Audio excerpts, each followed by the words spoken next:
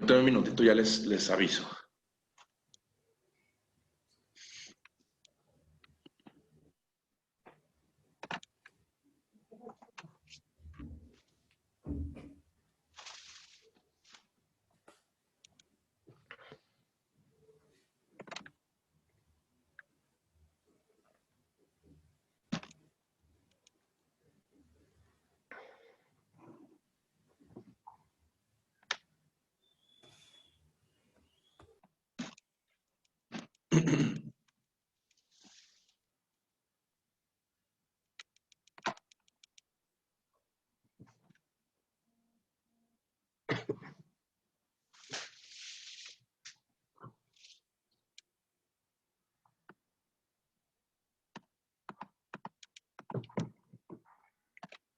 Híjole, no, tenemos aquí un problema con la transmisión, no vamos a poder.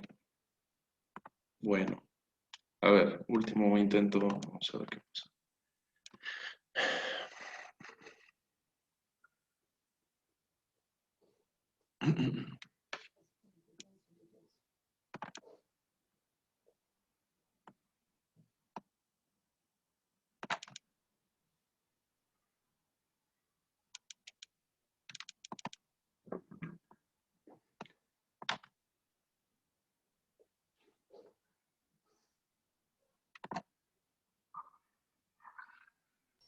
Parece que ya.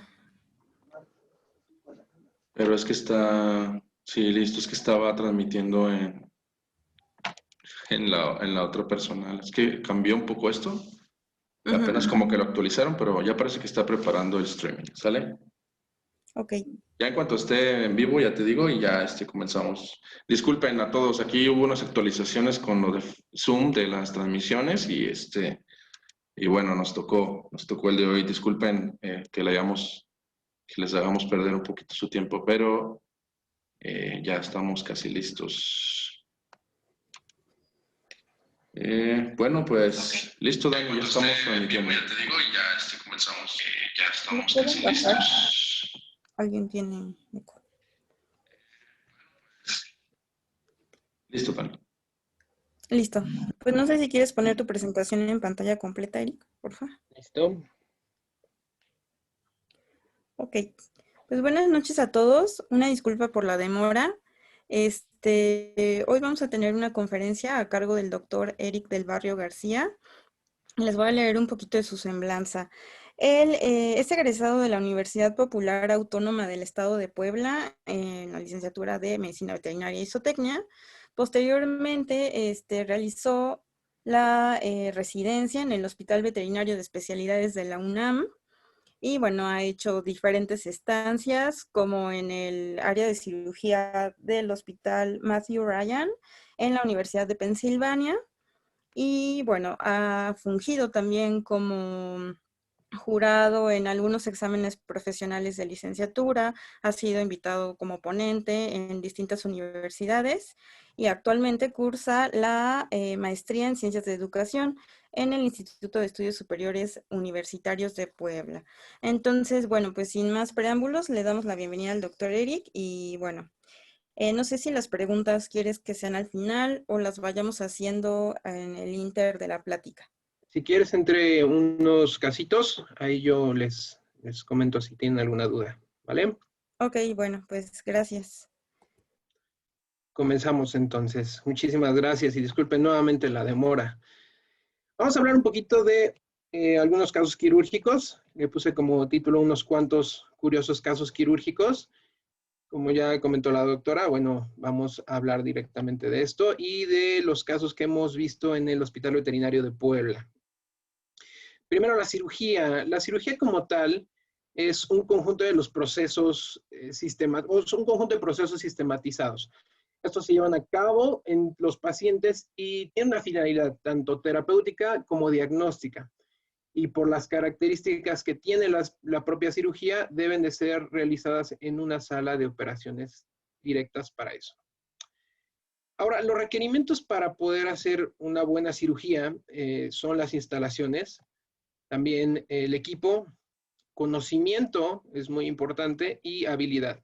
Sin embargo, algo que es claro tener en cuenta es que todos estos puntos se pueden adquirir, pero requieren de algo muy importante: paciencia y esfuerzo. Y no solamente en cirugía, en cualquier rama médica, cualquier cosa que hagamos, esto es bastante importante. Vamos a empezar directamente con los casitos.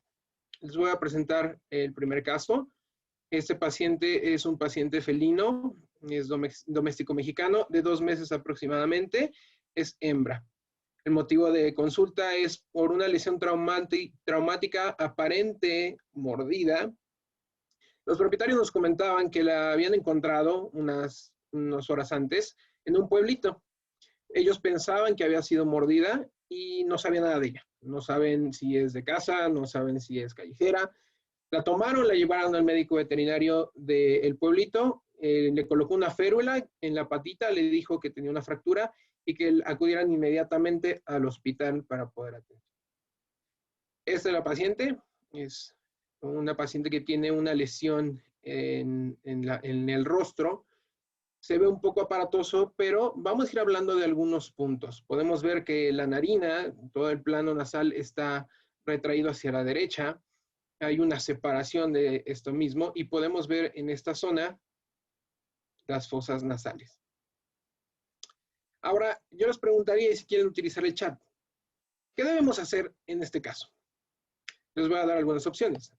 Primero, realizar un cierre primario, radiografía de fémur por la aparente fractura y la ferulización que traía, revisar vía aérea o radiografía de cráneo. Le doy nada más unos segunditos si alguien quiere escribir en los comentarios y tocamos ese punto. Acuérdense, ¿qué debemos hacer? Piensen en este paciente. Un cierre primario, una radiografía de fémur, revisar vía aérea o radiografía de cráneo. Algunos me comentan, ok, realizar un cierre primario. Veo aquí opción C, opción A. También me comentan mucho, revisar vía aérea. Muy bien. En este caso, creo que lo más importante es revisar la vía aérea antes de un cierre primario. Vamos a hablar un poquito más en las conclusiones, pero no lo más aparatoso en un paciente es lo que debe de tener prioridad.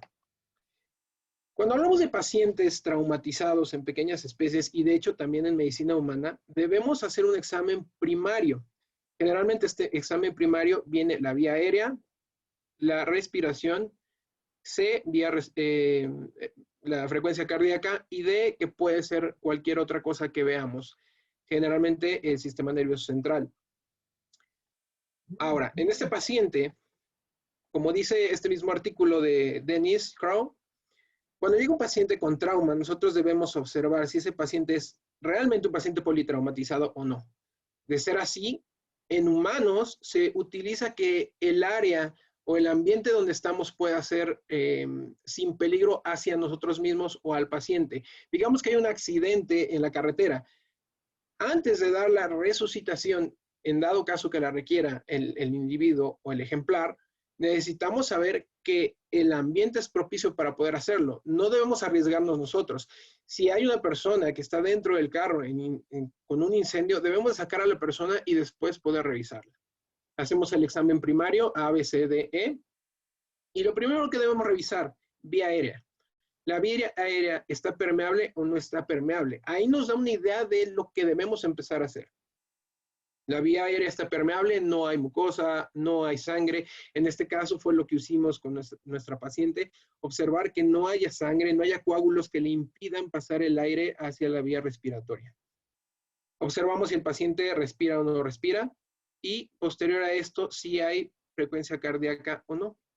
En dado caso que no la haya, podemos empezar ya a hacer compresiones o hacer compresiones a tórax abierto. Las mucosas membranas, hay pulso, todo esto nos va a ir dando ideas, hay sangrado o no hay sangrado, hay deformidad. Como podemos ver en nuestro paciente, al examen primario notamos que la vía aérea estaba permeable. Esperábamos que tuviera coágulos, esperábamos que tuviera mucosa. Afortunadamente no teníamos nada de esto. En la respiración, la frecuencia respiratoria estaba elevada, tenía una taquipnea. La frecuencia cardíaca estaba elevada, una taquicardia, probablemente por el dolor. y observamos una lesión traumática que era longitudinal media del rostro, que abarcaba desde la región frontal hasta el plano nasal, y como vimos, desplazada hacia la derecha. Al examen físico general, sí observamos algunas alteraciones. En este caso, vemos que el paciente está deprimido, hay una deshidratación del 7%, hay una taquipnea y taquicardia, como ya comentamos, y una condición corporal baja. Por lo tanto, este es nuestro examen físico, nuestro examen primario. Y nuestro plan terapéutico y diagnóstico en este momento fue realizar una FAST y un Global FAST, el cual resultó en 0. Colocamos una canalización y realizamos pruebas rápidas. Estas pruebas rápidas constó de glucosa, que pudimos observar había una hipoglucemia. Debimos haber tomado un hematocrito, desafortunadamente no se tomó. Pruebas de sangre, manejo del dolor, antibioterapia, lavado del rostro y ferulización. Ahora, no quiero confundirlos un poquito. Este es un trabajo que se llama estabilización basada en metas o terapia basada en metas o en objetivos. Generalmente se toma en pacientes con septicemia o sepsis. ¿De qué trata? Son unas medidas de estabilización macrohemodinámicas y microhemodinámicas para mejorar la perfusión sanguínea. En humanos, esto se hizo por el Dr. Rivers en 1991. ¿De qué constaba? Llegaba el paciente politraumatizado, se medía el lactato arterial, se tomaba un hemocultivo, se administraba antibióticos, generalmente de amplio espectro, y se medía la presión sistémica si había hipotensión, y si todavía el lactato superaba 4 milimoles litro, se tenía que administrar una dosis mínima de cristaloides, o en su defecto, si esto no respondía, noradrenalina. Y seguir con esto a una medición de la presión venosa central. Esto es un tema que ya se está tocando y se está dejando en uso por algunas cuestiones en medicina humana. Pero, ¿a qué voy? Les decía que no quería confundirlos. No quiero confundirlos porque esto es terapia basada en objetivos. Y lo que vamos a hablar es la terapia basada en metas de nuestro paciente. ¿Cuáles son nuestras metas en nuestro paciente? Van a ser también prioridades. Nuestro paciente tenía hipoglucemia, por lo tanto debíamos administrar una terapia de líquidos y glucosa intravenosa. El objetivo de nuestra meta en ese momento era llegar a una normoglucemia. Observamos dolor, la frecuencia cardíaca, la frecuencia respiratoria nos estaban indicando que había un malestar. Por lo tanto, el plan terapéutico para esto fue analgésicos, utilizaron opioides, buprenorfina, y la meta era controlar el dolor y dentro de rangos las frecuencias que ya comentamos. La deshidratación del 7% fue nuestro siguiente punto a tocar, que íbamos a corregir con terapia de líquidos y obtener o lograr que nuestro paciente esté hidratado. Evitar una infección con antibioterapia. La lesión traumática en el rostro que habíamos observado, íbamos a realizar un lavado si el paciente lo permitía y colocar apósitos. Esto con la finalidad de mantener la herida limpia, seca y prepararla para la cirugía. También había una fractura de fémur y nuestro objetivo fue inmovilizarla. Una herida abrasiva en la región de diáfisis distal de tibia de miembro pélvico izquierdo, a lo cual hicimos lavados, colocar apósitos y siempre importante, es muy importante el manejo delicado de tejidos. Finalmente, la desnutrición, que fueron los puntos, los problemas que ya mencionamos cuando revisamos al paciente. Queríamos lograr una nutrición que coma el paciente y una condición corporal 3 de 5. Probablemente esto no lo vamos a lograr en las primeras 24 horas a las 72 horas. Esto se debe estar evaluando y esto depende mucho del estado de nuestro paciente. Estas metas las pueden valorar cada hora, pueden valorarla cada 10 minutos. No es necesario que lo hagan en físico, pero sí es necesario que tengan en cuenta que debemos lograr un objetivo. No se logró ese objetivo como en la terapia que mencionábamos hace rato basada en objetivos del Dr. Rivers. Si no logramos esto, hay que seguir con algo. Exactamente aquí se tiene que hacer lo mismo. Al día 1 se mantuvo hospitalizado el paciente. Observamos que la frecuencia cardíaca y la frecuencia respiratoria estaban ya dentro de rangos. Continuamos con esa lesión traumática en el rostro y la deshidratación ahora era de un 6%. Por lo tanto, nuestra lista de problemas, vamos a valorarla. La hipoglucemia la controlamos, el dolor lo controlamos, la taquipnea lo controlamos, al igual que la taquicardia. Nuestra deshidratación del paciente, nuestra meta era un paciente hidratado. En las primeras 12 a 24 horas no lo logramos. Sin embargo, va a quedarse esto como nuestra meta para tener un paciente lo más estable posible. Antibioterapia por la infección. La lesión se hizo, el mantener la herida limpia, seca, y de hecho se realizó un lavado que permitió el paciente. Inmovilizamos la fractura, hicimos el manejo delicado de tejidos y lavado y apósito de la herida que teníamos en la región tibiotarsal, y no logramos que el paciente esté en una condición corporal 3 de 5, que es nuestro objetivo, pero sí estamos logrando la nutrición. Aún así, la meta no está cumplida. Se tomaron laboratorios donde observamos una anemia moderada regenerativa. También pudimos notar que teníamos una neutrofilia y linfopenia, probablemente asociado la anemia a la desnutrición, y la neutrofilia y linfopenia por estrés, sin descartar la misma inflamación. Dentro de la química sanguínea encontramos hipocreatininemia y hipoalbuminemia asociado a la condición corporal del paciente. El urianálisis 1.038, un paciente que está concentrando su riñón. Se hizo la prueba de sideraleucemia, la cual salió negativa. Ahora, este día volvemos a evaluar lo que hablábamos de las metas de nuestro paciente. Ahora tenemos como principal problema el dolor, el cual va a ser controlarlo. El segundo, la infección. Tercero, si se dan cuenta, la deshidratación ya no es de un 7%, el problema ahora es de un 6%. Y mantener un paciente hidratado con la terapia de líquidos. Ahora cambiamos un poquito la lesión traumática, porque ahora es realizar y valorar si hay fractura y realizar radiografías.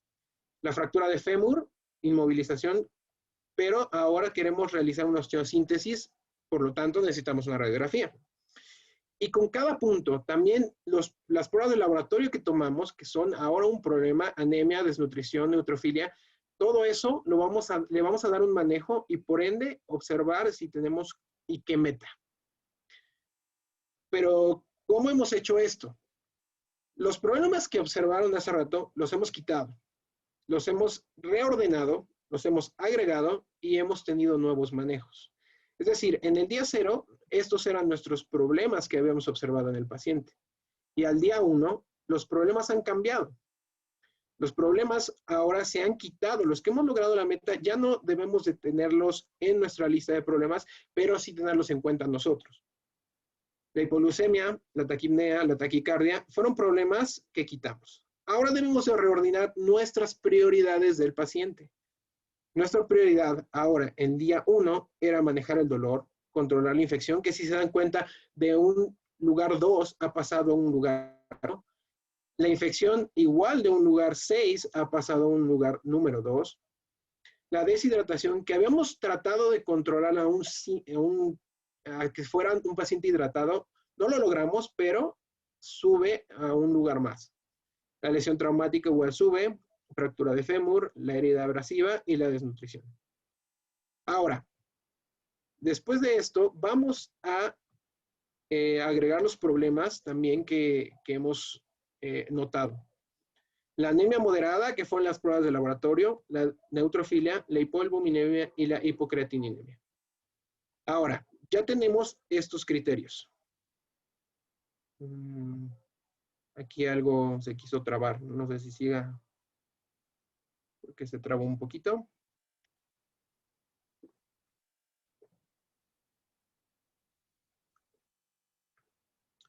Vamos a ver si esto se recupera.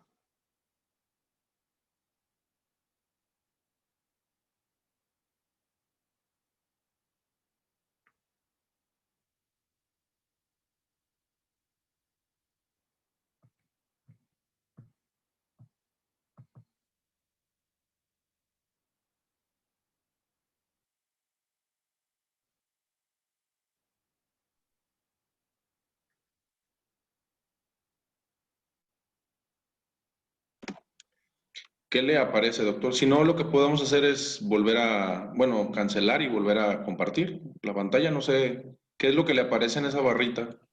Me pone que Zoom Meeting no responde. Ah, ok.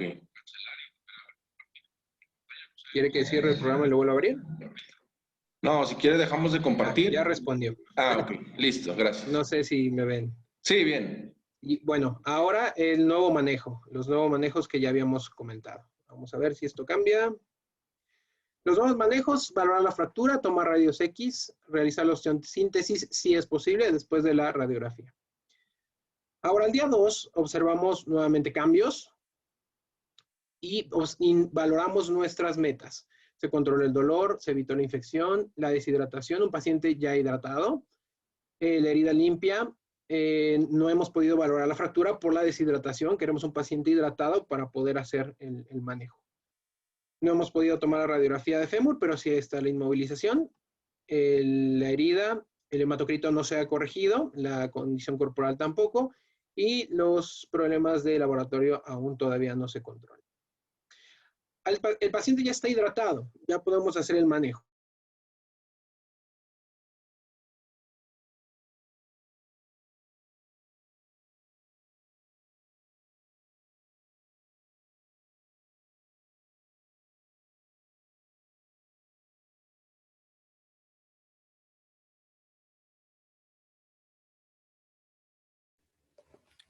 Hola, creo que se nos fue el doctor otra vez. Vamos a esperar un momento.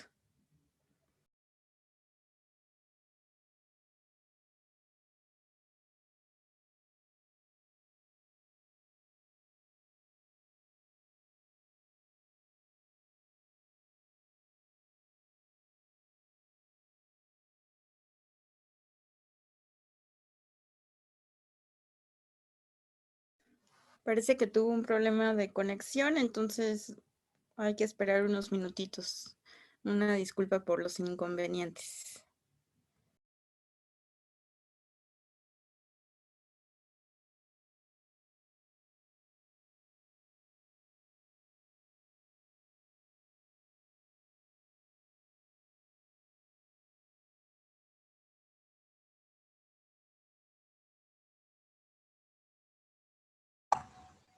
Creo que me volví a sacar la plataforma de Zoom. Voy a volverme a intentar meter.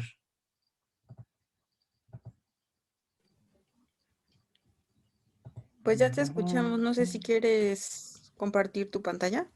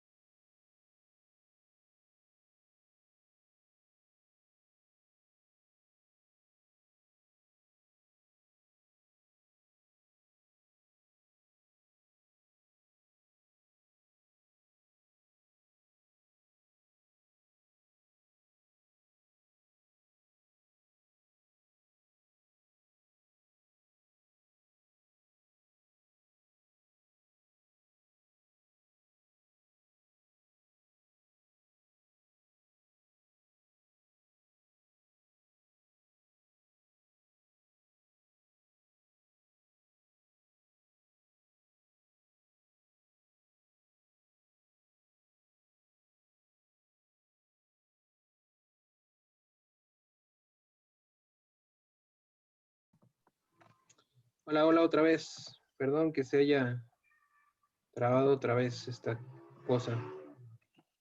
¿Me escuchan ahí? Sí, doctor, todo bien.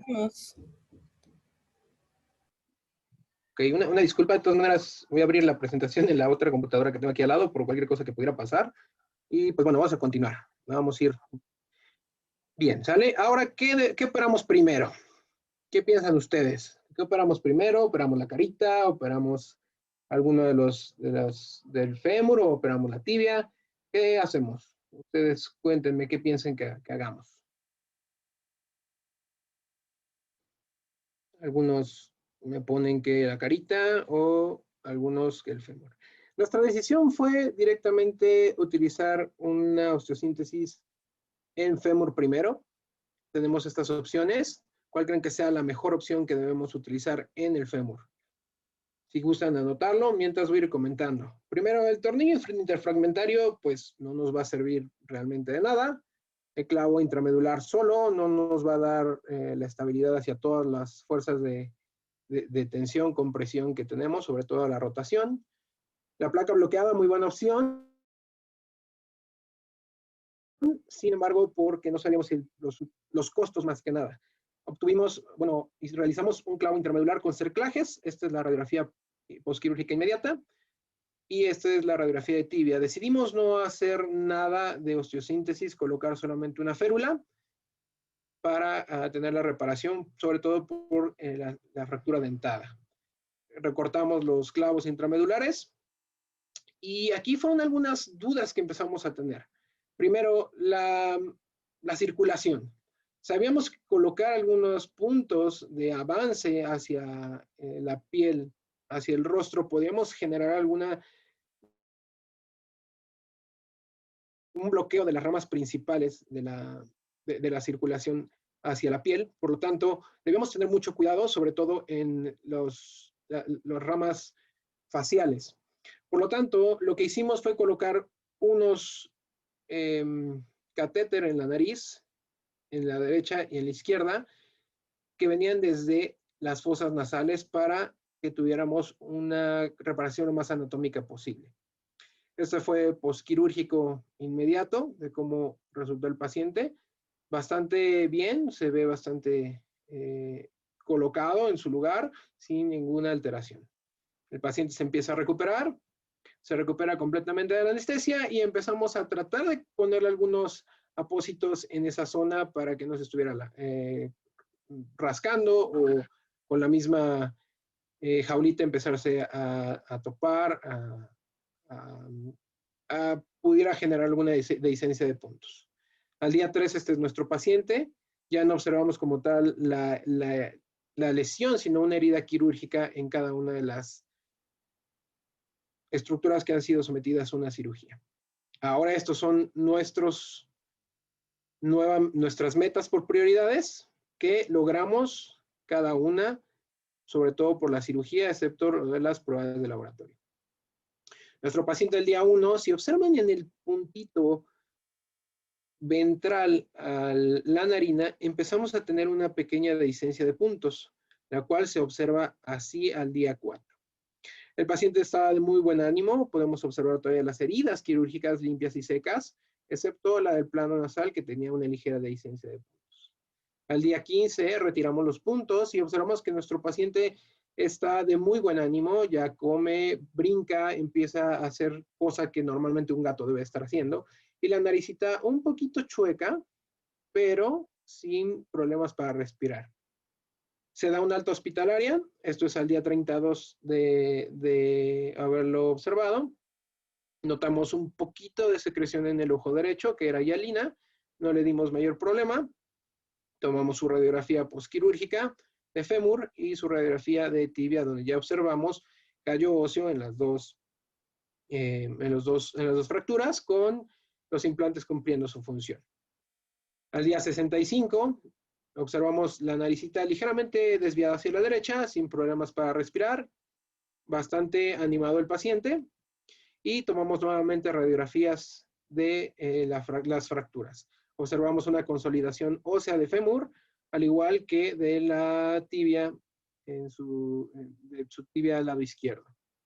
El paciente al día 90, observamos ya solamente que está un poquito chueco, pero bastante animado, bastante bien. Y esto es al día 850, esto fue apenas, comenté que cómo estaba nuestro paciente, ellos dicen que está súper bien, que no han tenido pues ningún otro problema con él, que de hecho va muy, muy, muy bien, y es nuestro paciente al día de hoy. Es un paciente muy cariñoso y muy latoso también. Las conclusiones de este caso es tener prioridades.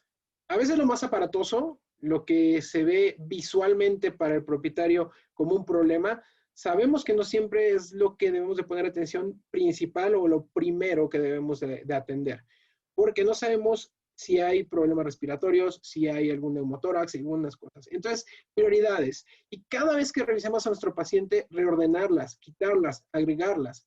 Esto nos va a dar un orden y ser sistemáticos para poder tener a un paciente lo más estable posible y atenderlo de la mejor manera. Este es nuestro primer caso. Vamos a hablar del segundo caso.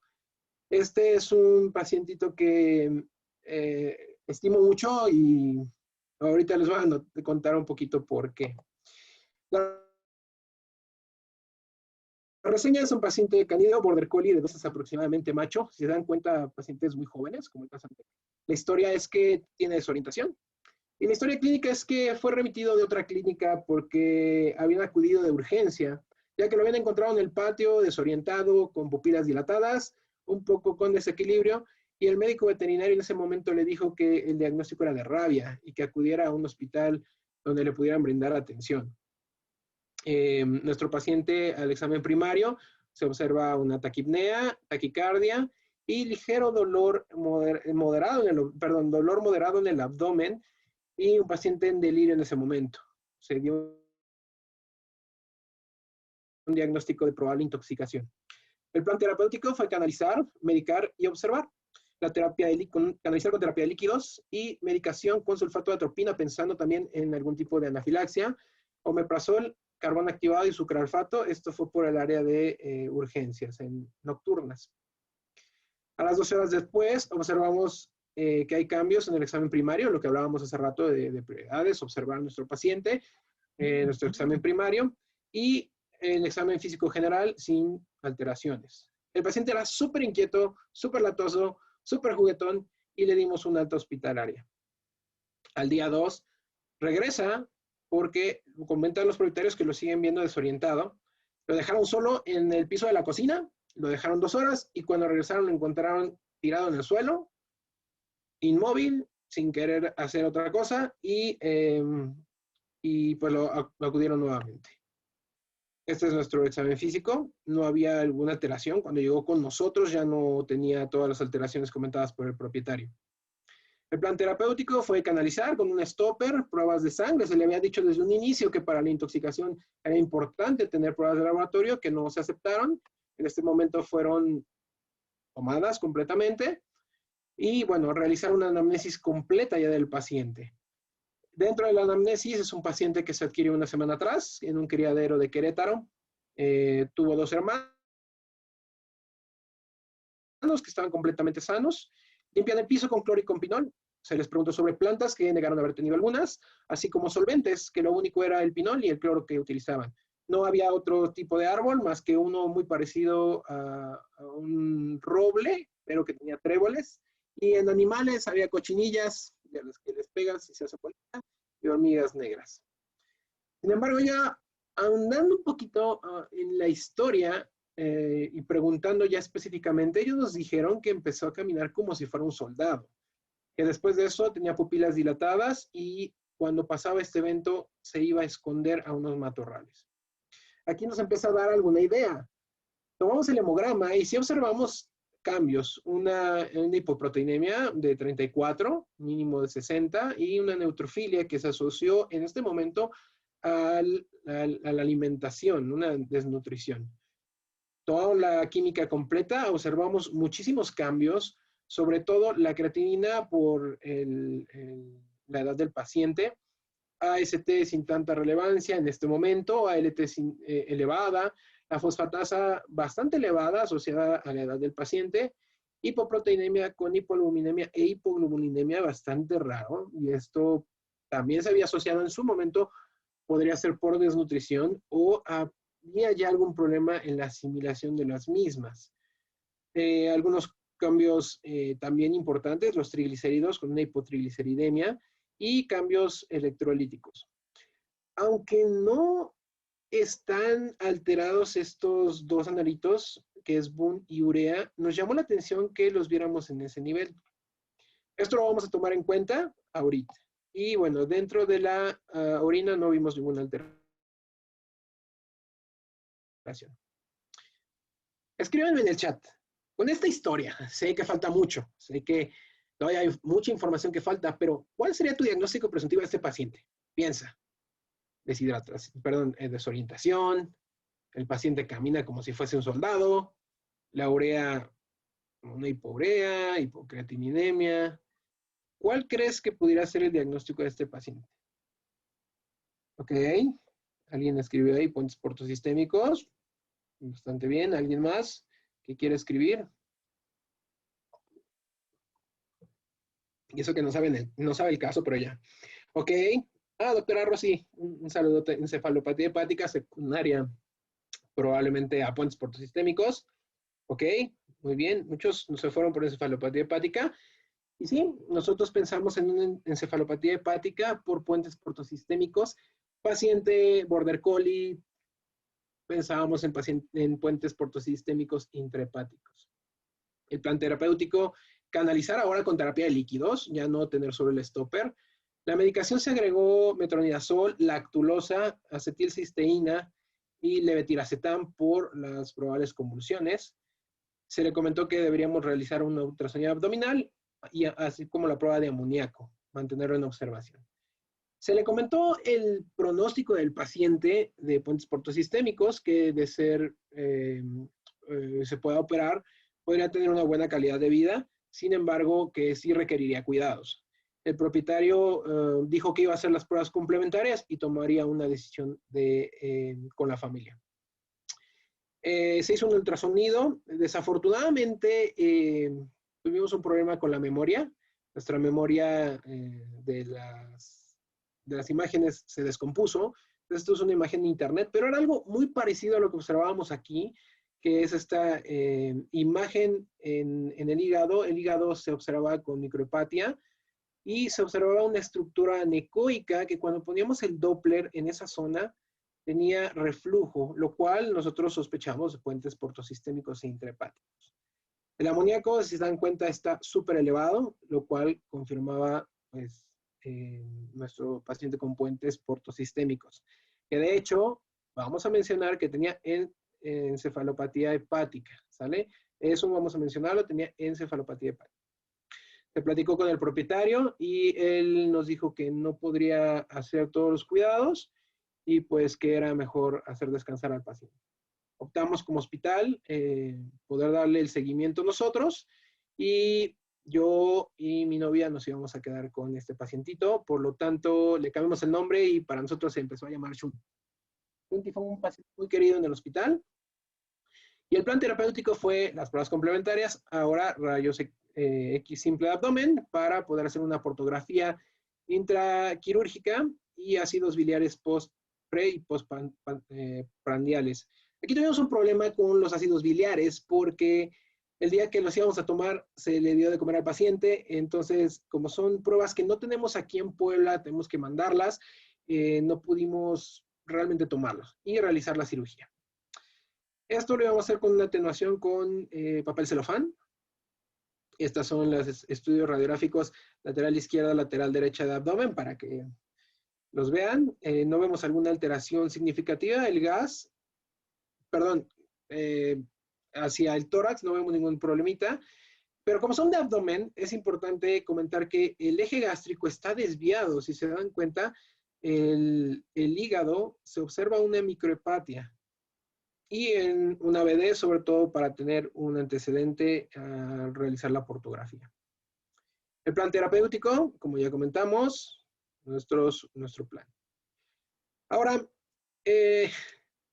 cuando realizamos la cirugía, estábamos bastante emocionados y recuerdo que estábamos platicando el doctor Joaquín y yo en ese momento de hacer la cirugía, realizamos la incisión hacia la piel, hacia los músculos rectos abdominales. Al hacer la incisiopunción hacia el abdomen, seguíamos platicando, hice el corte hacia craneal con tijeras hacia el abdomen, y mis primeras palabras fueron, oh, oh. Me volteé a ver al doctor Joaquín, el doctor Joaquín me volteó a ver, y me dijo, ¿qué pasó? Y mis primeras palabras en ese momento fueron, estos no son puentes portosistémicos. No se observa muy bien esa imagen, pero noten esta de aquí. También es importante notar que el paciente tenía la tensión arterial bastante normal. Eso también es importante saberlo. Observamos esta estructura, una estructura redondeada que se notaba en el hígado, de hecho en el lóbulo medio. Y les voy a poner una imagen un video para que lo vean un poquito mejor.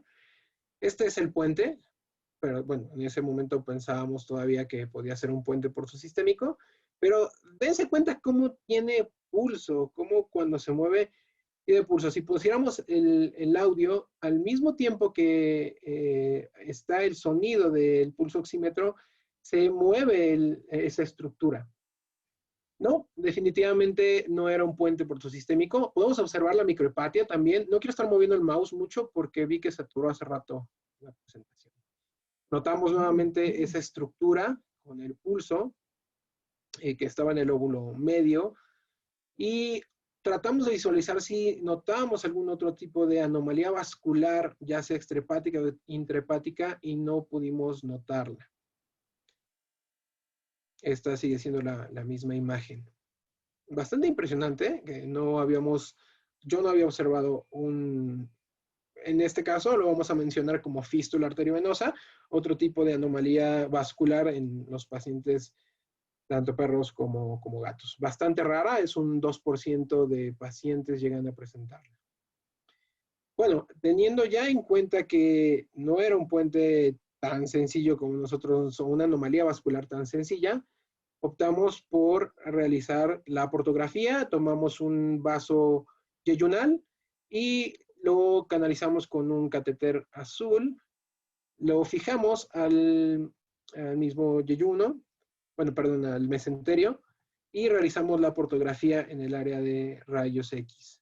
Esto más que nada para tener el caso completo, porque ya habíamos observado eso, y determinar si visualmente teníamos algún otro tipo de anomalía vascular. Se realizó la administración del medio de contraste, y estas son las radiografías, lateral izquierda, lateral derecha, y ventrodorsal. Ahorita los pongo un poquito más cerca para que las puedan ver. Observamos cómo de los vasos yeyunales llegan hacia la porta y hacia el hígado observamos que hay bastante medio de contraste en esa estructura redondeada que estaba en el hígado. Nuestra opción en este momento fue realizar la lobectomía del vaso anómalo, del hígado y con su vaso anómalo. Este es un tip que a mí me comentó el doctor Felipe Flores y también el doctor Paredes, colocar unos apósitos en la región craneal del hígado para tener mayor exposición hacia la región que necesitamos nosotros observar o vamos a trabajar. Empezamos a hacer la disección con estas pinzas que son mis pinzas favoritas, unas pinzas Mixter. Bastante cuidado, aquí ahorita se va a empezar a mover mucho la imagen y parece como si lo estamos haciendo sin cuidado, pero no, es con mucho cuidado. El ligamento hepático también hay que tener mucho cuidado. No observábamos o no notábamos que hubiera tanta friabilidad de tejido, sin embargo, cuando empezamos a hacer la disección hacia el vaso hepático, hacia la vena hepática, desafortunadamente empezamos a tener mucho sangrado, mucho sangrado. Tuvimos que realizar hemostasia y concluimos con la lobectomía del lóbulo hepático. Aquí podemos observar cómo esa estructura, esa pequeña pared que era la que generaba como esos bombeos, está dentro del lóbulo. Tuvimos algunas complicaciones quirúrgicas. Primero el hematocrito al inicio, si se acuerdan, estábamos en 39 y postquirúrgico fue de 24. La presión arterial, un paciente normotenso que habíamos tenido, postquirúrgico llegó a tener 60-40 con 44 de media, bastante hipotenso. Y la frecuencia cardíaca de 108 latidos por minuto al día 2, que habíamos revisado al paciente, llegó a tener 40 latidos por minuto. La ventilación fue asistida a todo momento postquirúrgico. Después de como media hora, el paciente empezó a respirar por sí mismo, pero tuvo un paro respiratorio y después un paro cardíaco. Se inició RCCP, recuperamos el latido cardíaco y nuevamente hubo un paro cardíaco. Decidimos realizar la eutanasia del paciente. Fue una decisión muy dolorosa porque era un paciente que yo y mi novia nos íbamos a quedar, entonces nos dolió bastante, pero por las complicaciones creemos que fue lo más humanamente posible. Ahora, recordemos un poquito de anatomía. Cuando nosotros realizamos la portografía, tomamos un vaso yeyunal. ¿Esto por qué? Porque los vasos yeyunales son parte del sistema porta. Si se dan cuenta, tenemos la porta, que es un vaso sanguíneo de donde llega la irrigación venosa de todos los órganos intraabdominales, desde el vaso, el páncreas, el estómago, incluso del ciego, y todos estos llegan a formar la porta. Es importante porque al nosotros realizar la portografía, nos puede dar una información de si hay o no hay otro tipo de comunicación en cualquiera de estas circulación venosa. Hablamos un poquito de las anomalías vasculares, hablamos de puentes portosistémicos extrahepáticos, puentes portosistémicos intrahepáticos, hipoplasia portal y fístula arteriovenosa, y ahora hay una discusión de malformación arteriovenosa. No vamos a tocar mucho a cada uno, pero bueno, ya hablamos de los puentes portosistémicos, que en este caso extrahepáticos. Podemos observar cómo está aquí la vena esplénica que llega a la porta. También vemos aquí la gástrica izquierda. ¿Qué pasa? Digamos que aquí viene el vaso esplénico, y en el vaso esplénico puede haber una derivación que conecta directamente ese vaso hacia la porta. No llega solamente a la cava, sino, otra vez, el vaso esplénico no llega directamente a la porta, sino que hay una desviación hacia la vena cava caudal. Por ende, en lugar de que la circulación sea de la vena esplénica directamente a la porta para que llegue al hígado y sea desintoxicada, parte de esa sangre con toxinas pasa a la porta y se regresa a la circulación sistémica. Por lo tanto, el paciente puede llegar a desarrollar una encefalopatía hepática. Hay diferentes puentes portosistémicos, no los vamos a tocar en este punto. Puentes portosistémicos intrahepáticos. Lo mismo puede pasar, pero con las venas hepáticas, una comunicación hacia la vena cava caudal, en lugar de llegar llega nuevamente a la circulación sistémica y el paciente puede intoxicarse. La malformación intrahepática microvascular hay dos: la hipertensión idiopática portal no cirrótica y la displasia microvascular. Todos estos nombres se le conoce a la hipertensión idiopática portal no cirrótica, y las condiciones es que hay una hipertensión portal, la vena porta está patente, está bastante funcional y no hay presencia de cirrosis.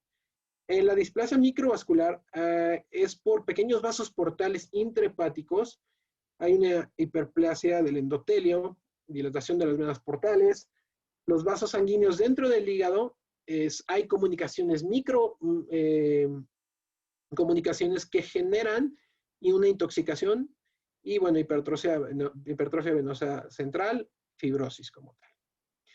Y bueno, hablemos un poquito de las fístulas arteriovenosas y la malformación arteriovenosa. La diferencia es que la fístula arteriovenosa es una única comunicación entre un vaso y una arteria, a diferencia de la malformación arteriovenosa, que son múltiples y pequeñas comunicaciones que forman como un nido. En nuestro caso, bueno, aquí podemos observar una imagen de cómo sería una fístula, una comunicación entre una arteria y una vena.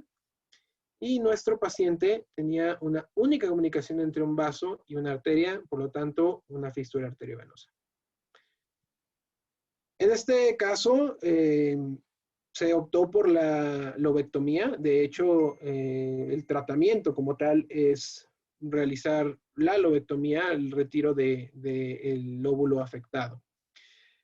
Pero esto es importante saber que puede haber un cambio de presión. Cuando nosotros retiramos de golpe un vaso sanguíneo o bloqueamos un puente portosistémico, podemos hacer que la porta reciba más aporte sanguíneo y por nosotros atenuar tan rápido. Esto va a generar una hipertensión portal y secundario a esto, una hipotensión sistémica. Nos va a llevar a una disminución de la precarga y por ende bradicardia en cualquier paciente que atenuemos cualquier malformación de forma rápida. Por eso debe ser progresiva.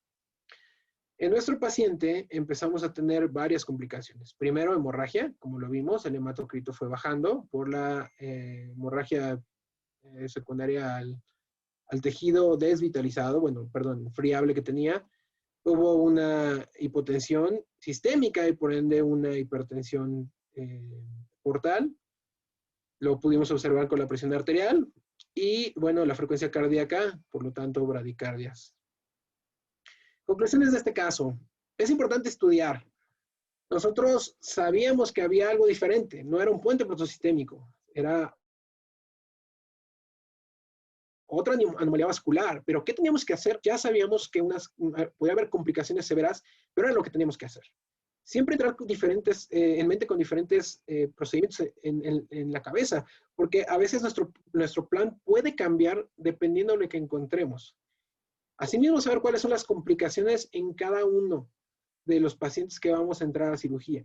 Saber cuáles pueden ser esos pequeños datos que nos ayudan a reducirlas o evitarlas. Este paciente pues nos dolió mucho porque era un paciente que nos íbamos a quedar nosotros. No estamos diciendo que no nos duelan cuando hay un problema en cualquier paciente, pero precisamente este pacientito pues nos afectó bastante. Vamos con el tercer caso. Es un caso bastante rápido. Es un canidio Herder Terrier de 8 meses, hembra, y seguimos con pacientes jóvenes. El motivo de consulta es que se cayó una pila al suelo y se la comió. Está con una vacunación completa, desparasitación completa y sin antecedentes de enfermedades. Comentan que 20 minutos antes se les cayó una pila doble al suelo y el paciente corrió por ella, se la tragó. No saben si la masticó, solamente saben que se la tragó, porque ya no la encontraron. Nuestro paciente, perdón, aquí hubo un error, no es 2 de 5, condición corporal es 3 de 5, y creo que de hecho aquí se modificó un poco esta tabla, pero bueno, no es de este paciente. Nuestro paciente bastante activo, de hecho aquí le pregunto...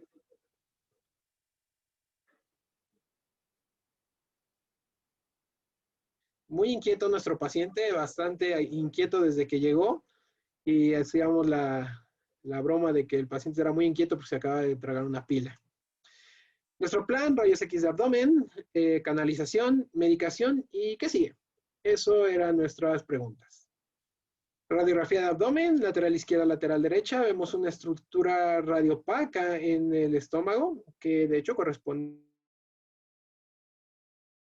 con las mediciones y la estructura de una pila, que parece ser una pila AA. La proyección ventrodorsal, observamos lo mismo. Ok, perdón, doctora, sí vi el comentario. La doctora Rossi comenta que la portografía hubiera sido muy buena. Por tomografía, sí, claro que sería excelente. De hecho, es algo que se está tomando ya en cuenta, la tomografía como el gold estándar para los puentes portosistémicos con anomalías vasculares. Desafortunadamente no lo tenemos aquí en Puebla, no lo tenemos tan disponible, pero creo que sí, doctora, es un excelente recurso. Gracias por el comentario. El tratamiento médico también se consideró, pero queríamos darle una posibilidad. Muchas gracias por los comentarios. No he dado tiempo para los comentarios, ahorita los damos. Bueno, la medicación omeprazol y buprenorfina en su momento. ¿Y ahora qué hacemos? Tenemos un paciente con una pila en el estómago. ¿Qué recomiendan ustedes? ¿Qué piensan que hagamos? Tenemos estas 4 opciones: provocar emesis, dejarlo y administrar procinéticos, metoclopramida o algún otro procinético, una gastroscopía o una gastrotomía. ¿Qué piensan ustedes? Híjole, no lo sé. Alguien habló, pero no. Ok. En este caso, ok, doctor Castro, provocar emesis. Nos pregunta la doctora Viviana también, provocar emesis. Ok. ¿Alguien más? ¿Alguna otra idea? No siempre las gastroscopías son tan factibles, por lo mismo que no están disponibles en todos los hospitales, pero bueno, nosotros sí optamos por hacer la gastroscopía. En este paciente, voy a quitar el sonidito, podemos observar cómo tomamos la pila con una jaulita del endoscopio y pudimos obtenerlo casi sin problema, fue bastante rápido y lo estamos retrayendo del estómago hacia el esófago para poder sacarlo directamente por la boquita. Esto tiene que ser un poquito rápido, es bastante importante que lo sepamos. Ahorita vamos a hablar de esos puntos, de poder realizar este tipo de cirugías no tan invasivas, pero que son bastante buenas en su momento para realizarlas. Vamos a obtener la pila en ese momento. Estas son algunas imágenes. Si se dan cuenta, no estamos haciendo ningún tipo de comercial o estamos haciendo propaganda, pero observamos una pila Duracell, que de hecho son como que de las más comunes que tenemos. Ahí es cuando tomamos el cuerpo extraño y lo vamos sacando al abdomen. Duracell Quantum, bastante importante, sale bastante importante saber qué es una Duracell Quantum. Ahorita vamos a hablar por qué. Hay 4 cosas que nos pueden generar complicaciones en las pilas. Y de hecho esto es en un hospital pediátrico, bueno, es un artículo de medicina humana.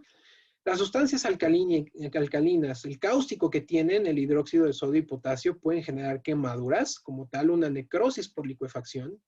La corriente eléctrica, cuando las pilas están cargadas, pueden tener descargas y esto generar como tal necrosis. Ya no es muy común, pero las pilas pueden llegar a contener mercurio y esto provoca una intoxicación. Y bueno, una intoxicación por presión, perdón, ahí es necrosis, una disculpa, es necrosis por presión directa al tejido del cuerpo extraño. Ahora, ¿por qué les decía de la Quantum? O sea, no estamos dando el comercial, pero Quantum es muy importante porque vemos que tiene zinc y monóxido, dióxido de manganeso, y es alcalina la pila, bueno, lo decía. Porque es importante saber los compuestos y lo que nos puede afectar a nuestro paciente. El mercurio, en este caso, no lo tiene. Ahora, no sabíamos si nuestro paciente también había mordido la pila y esto generar que todo el contenido de la pila pudiera salir al esófago, pudiera salir al estómago y poder generar una necrosis, una lesión cuando empieza a tragar nuestro paciente. Aquí en nuestro paciente, bueno, necrosis por licuefacción, podemos llegarla a tener. La corriente eléctrica parece que sí, porque era una pila nueva, que de hecho no lo dije, pero era una pila nueva. Y necrosis por presión. En el mercurio, en este caso, no. Hay un estudio de 271 perros en donde se ha visto qué tipo de pilas se han ingerido. En estos pacientes, al final fueron 200, de esos 271 donde se observaron pilas, solamente en 230 se pudieron realizar la gastroscopía y se obtuvo en una mayor cantidad baterías de botón como las que son planitas que se utilizan para los relojes o para algún instrumento, bueno, algunas cajitas musicales. El 10% eran baterías, perdón, el 32.2% baterías AA, baterías AAA, el 19.1% y desconocidas el 38.7%. Como ya comentamos, no sabemos si nuestro paciente pudo o no haberla mordido, pero es importante saber que no se debe provocar o generar emesis, como hace rato lo platicábamos. En este artículo nos comentan que no es tan bueno porque estamos provocando un aumento del ácido clorhídrico. Si hay una liberación del contenido o una carga eléctrica, podemos generar nosotros la necrosis por cualquiera de los puntos que ya hemos tocado. Cuando en niños se sospecha de esto, se debe de realizar una radiografía de tórax y de abdomen inmediatamente. Lo más preocupante aquí es el esófago, y ahorita vamos a ver por qué. Tanto en el estómago no hay problema para ellos, porque pueden generar con medicamentos procinéticos que puedan eliminar la vía rectal. Pero en el esófago sí hay alteraciones. De hecho, las alteraciones en este artículo comentan que sí son bastantes. Este es un paciente que lleva 5 horas con la ingestión de una pila. Este es el esófago. Vean, en 5 horas, cómo se ha generado un daño, probablemente por licuefacción, un daño por presión, o probar una intoxicación en el esófago. Y esto es la recuperación a 5 y 21 días. Sin embargo, podemos llegar a tener hasta perforaciones y fístulas, tanto esofágicas o traqueales. Por ende, la emesis contraindicada. En dado caso, pues si no se tiene la herramienta de gastroscopía, realizar una gastrotomía. Conclusión, tener en mente que hasta lo más sencillo se nos puede complicar, como ya vimos en estos pacientes en esófago. Afortunadamente nuestro paciente se fue sin ninguna complicación a las 2 horas y se fue con medicación para proteger la mucosa gástrica. La pronta atención al paciente es súper importante. Casi vamos a acabar, vamos a irnos un poquito rápido. Otro pacientito. ¿Alguna duda hasta ahorita? Perdón, no les he preguntado. ¿Tienen algún comentario, alguna duda hasta ahorita? Si quieren pueden escribirlo y ahorita la retomamos. Si no, les comento de este paciente. Este paciente es de un amigo mío, amigo de la secundaria y de la prepa, que me habló y me dijo, oye, ¿sabes qué? A mi perrita la operaron, corrigieron una hernia, pero la veo mal y te la quiero llevar. Es una mestizo de 7 años hembra. Me comenta que tenía depresión y como 2 semanas atrás le habían corregido esa hernia en la izquierda. El veterinario dijo que todo estaba bien, pero tenía un olor muy mal, un mal olor de la zona inguinal y la nota muy deprimida. Estas son nuestras constantes. Un paciente deprimido con las mucosas ligeramente pálidas, deshidratación de 6%, dolor moderado en abdomen medio y caudal y los linfonodos poplíteos aumentados. La herida quirúrgica es de aproximadamente 7 centímetros en la región media de fémur, que nos llamó bastante la atención, del miembro pélvico izquierdo. Tenía una diferencia de puntos en la región craneal, o bueno, proximal, y estaba seca, pero tenía un muy mal olor. Se realizó una FAST y obtuvimos esta imagen. Bueno, de hecho no es esta imagen, por lo que les comentaba, de nuestra USB, pero era muy parecida a esta. Y esta imagen, en la ventana hepatodiafragmática y ventana cistocólica. Así que se le tomaron su hemograma, observamos una leucocitosis de 25 por neutrofilia y monocitosis, una inflamación asociada a una inflamación crónica, una hemólisis en la muestra y alteraciones bioquímicas que no vamos a tocar mucho ahorita ese punto. Ahora, ¿cuál es tu diagnóstico presuntivo? ¿Qué piensas que tiene este paciente en el abdomen? Ya viste las imágenes, ya viste las pruebas de laboratorio. ¿Qué piensas que puede tener nuestro paciente, mi amigo de la secundaria? Alguien que guste escribirlo, alguien que quiera compartirnos qué piensa de este caso, cuál es el diagnóstico. Bueno, de lo que noto, bueno, nosotros sospechamos de una piómetra cerrada. Empezamos a realizar la cirugía. Observamos sí la piómetra, pero empezamos a notar algunas alteraciones bastante raras, bastantes adherencias, sobre todo del lado izquierdo. Un tejido bastante duro, bastante con mucha consistencia. Y tratamos de retraer la piómetra y no podíamos. Vemos aquí nuevamente cómo hay adherencias de estructura. Sin embargo, ahí donde estoy metiendo el dedo, había una comunicación extraña hacia la zona caudal. Estamos hablando del lado izquierdo de su pantalla es la región caudal, del lado derecho es la región craneal. Vean cómo está la vejiga adherida a la piómetra. Lo que tengo en la mano derecha, lo que estoy agarrando es la piómetra y la vejiga. Empezamos a hacer una disección de la vejiga y la piómetra. En este caso no habíamos colocado el electrobisturí, decidimos hacerlo con pura disección en Roma, con bastante cuidado. Y pongo el sonido porque quiero hacerles notar algo. Que vimos un pelo, y seguimos haciendo la disección, y otro pelo, y seguimos haciendo la disección, y encontrábamos más pelos, y decíamos, bueno, ¿qué no realizamos una tricotomía correcta?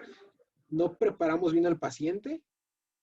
Y después de poder hacer la disección correcta de esa adherencia, empezamos a notar que había algunos textilomas en el paciente. Y decíamos, bueno, ¿por qué? Si no se entró al abdomen. Sacamos una gasa, que de hecho ese es una reunión que puse la gasa en el campo quirúrgico, debía haberla retirado inmediatamente. Abrimos una de esas gasas, bueno, el equipo fuera abrió una de esas gasas y tenía pelos, tenía un montonal de pelos. Y si se dan cuenta, ahí hay algo atorado. Esa estructura que se ve que voy a agarrar en este momento es una sutura de catgut que parece un catgut de 1 o de un 0, bastante grande para nuestro pacientito, que es de talla chica. Esto no debía haberlo hecho, no debo estar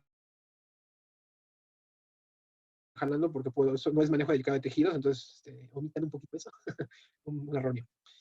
Aquí obtuvimos esas gasas y procedimos a hacerla en la ovarohisterectomía como normalmente la hacemos, sin ninguna complicación.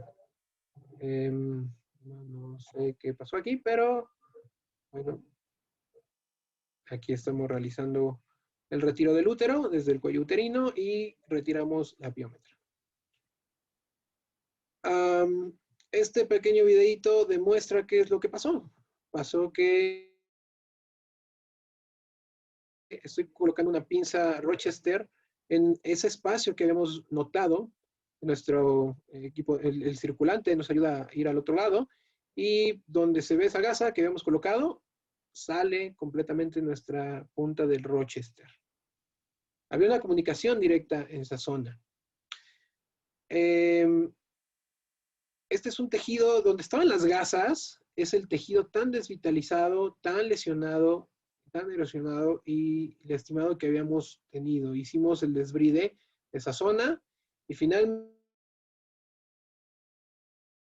ya que tuvimos un buen tejido, que veíamos un tejido sano, colocamos unos puntos para evitar esa comunicación que había entre la zona inguinal y el abdomen. Colocamos bastantes puntos absorbibles. Después de esto, es así como quedó. Y realizamos un lavado profuso, bueno, 3 lavados profusos del abdomen. Decidimos no dejar ningún tipo de dren. Esta es la herida quirúrgica, que de hecho parece sí haber una hernia, que quién sabe de dónde o cómo estaba, parece una hernia inguinal. Si se dan cuenta, hay mucho tejido muerto, hay mucho tejido necrótico, hay una zona no muy bien preparada. Todo eso que estoy tocando con el dedo lo retiramos, hicimos el desbride. Y desafortunadamente hay una cosa. Esto fue como el tejido quedó después del desbride. Tratamos de hacer lo más profundo posible y no podíamos retirar el tejido. Seguíamos haciendo desbride, desbride, desbride, y hubo un momento en donde tomamos la decisión de dejar al paciente con puntos de postes, con unos postes, y colocar apósitos, comentándole al propietario que probablemente íbamos a volver a entrar a cirugía. Se hizo una limpieza diaria con apósitos de miel. Y bueno, la paciente se quedó hospitalizada, medicación de buprenorfina, carprofeno, omeprazol, metronidazol, cefalotina y terapia de líquidos. Podríamos haber tomado un cultivo, desafortunadamente no se hizo, y les quiero comentar que los cultivos, aquí con la doctora Dani, que de seguro va a decirnos después, son muy importantes. Creo que debemos ya empezar a hacerlo de forma rutinaria. Entonces, es algo muy bueno que podemos hacer. Lavado a apósitos húmedos con miel. Y bueno, así es como quedó el paciente. Después se dio el alta hospitalaria, esto es al día 7, lavado cambio de vendaje diario, el propietario acudía. Al día 15, ahora se cambió el vendaje y lavado cada 48 horas. Nuestro paciente el día 45 le fue bastante bien, ya no entramos a ninguna otro tipo de desbride. Es como podemos observar el tejido. Y les presento a nuestra paciente del día 930 de haber acudido con nosotros. Conclusiones. La confianza se gana, pero mantenerla depende de nuestra ética profesional. Todos vamos a tener errores, siempre. Siempre vamos a tener errores. Pero vamos a tratar de que ese error no lo volvamos a cometer. Y nunca confiarnos. Para nosotros solamente iba a ser una piómetra y probablemente reparación de una hernia. No pensamos que íbamos a encontrar todo ese tipo de tejido, todas esas lesiones. Bueno, no hay que confiarnos. ¿Algún comentario hasta ahorita? Si alguien tiene un comentario, puede escribirlo. Y ya casi vamos a acabar. Les voy a presentar los últimos 2 casos. Esta es una paciente canido labrador de 2 años. Ya entramos con unas pacientes más grandes. Es hembra. La historia es que ustedes van a notarla. No sé si es un perro o un velociraptor, pero vuelvan a ver. ¿Qué crees que le haya pasado al paciente? Con ese llamado de velociraptor, ¿qué crees que le puede haber pasado al paciente? ¿Alguien que nos quiera escribir ahí? ¿Alguien quiera puede escribirlo? Mientras voy a ir pasando y voy a ir leyendo si hay algún comentario. El motivo de consulta fue un cuerpo extraño en tráquea. Esto ahorita les comento por qué. Acudió con un veterinario externo porque tenía mucha tos y de hecho ya tenía esos vómitos, hematemesis, ya era alimentos con sangre. Le tomaron rayos X y se visualizaba una estructura en la tráquea que bloqueaba el 70% de la luz. La remiten para el manejo con nosotros. El estudio radiográfico, lateral izquierdo, lateral derecho, del médico externo. No se ve nada en tórax, pero en la región cervical se observa una estructura radiopaca que ya comentábamos. En la entrada, de hecho, de la tráquea. Y lo remitieron. Un paciente con taquipnea, un paciente con esa respiración y un patrón obstructivo que de hecho no salió en negritas, pero debería haber estado en negritas. Es un paciente que tiene taquipnea a pesar de su patrón obstructivo, está alerta, tiene reflejo de oxígeno positivo y otra alteración en su mente. Se vuelve a tomar radiografía, le comentamos que no sabíamos si esa estructura continuaba en la tráquea. Se tomó una radiografía ventrodorsal, debió haberse tomado una lateral izquierda, lateral derecha, no se tomó. Y observamos que ahora ya no está el objeto, el cuerpo extraño, en la tráquea, ahora está en la carina. Entonces, en las dos radiografías, lateral izquierda, lateral derecha y BD, se observa esa estructura radiopaca en la zona de la carina. Procedimos a realizar una bronquioscopía, y podemos observar esa estructura redondeada. Estoy utilizando unas pinzas de cocodrilo, pero lo que estábamos tratando de hacer no era agarrar la estructura, era tratar de mover el cuerpo extraño del bronquio secundario, porque ya era un bronquio secundario donde estaba. No podíamos lograrlo, tuvimos que hacer algunos manejos, cambiar a una jaula, y es como pudimos obtener el cuerpo extraño. Debo comentar que sí nos costó bastante. Cada vez que metíamos la pinza, como en este momento, hacia el bronquio, tratábamos de movilizar hacia la izquierda o hacia la derecha. El paciente está de cúbito lateral izquierda, por lo tanto es un bronquio izquierdo. Y lo que hicimos es tratar de quitarlos como en esos juegos de canicas donde te ganas premios. Nos costó bastante trabajo. Observamos ahí los bronquios secundarios y, bueno, obtuvimos el material. Y fue esta estructura porosa, una piedra porosa. La paciente se recuperó bastante bien, se quedó un día en observación, se manejó acetilcisteína, antibiótico, cefaletina, buprenorfina y manejo del dolor. Se fue al día siguiente, todavía con tos. Nuestra paciente al día de hoy, de hace unos 4 días más o menos, es una paciente que después de una semana ya no tuvo ninguna complicación secundaria a esto y es bastante contenta, bastante feliz. Ahora, el rol de la bronquioscopía es bastante importante. Es algo, podríamos decir, un poquito novedoso en México que estamos realizando. En este estudio que se hizo en la Universidad de Davis, en 8 años, se comentaron solamente 37 casos de bronquioscopías. Es decir, que en 8 años en una universidad reconocida, pues es una cantidad bastante baja. Pero esto esperemos vaya subiendo. En el 86% de esos pacientes fueron perros y el 14% gatos. De estos pacientes, a 28 se les hizo la bronquioscopía. Se encontraron 19 pacientes con aristas. Estas son las aristas. son cuerpos extraños que pueden tener picos, que es lo más común. De hecho, comenta el artículo de Davis que es muy común observar este tipo de plantitas allá en California. Material vegetal en otros 4 perros y en un perro material plástico. En gatos, 2 gatos solamente se realizó la microscopía, fue material vegetal. Ahora, yo le pregunté a la propietaria, ¿de dónde crees que venga esto? ¿De dónde crees que sea esta piedra? Y buscando, ella nos dijo que por su casa había una zona de ferrocarriles, que ella pensaba que podía ser una piedra de ferrocarril.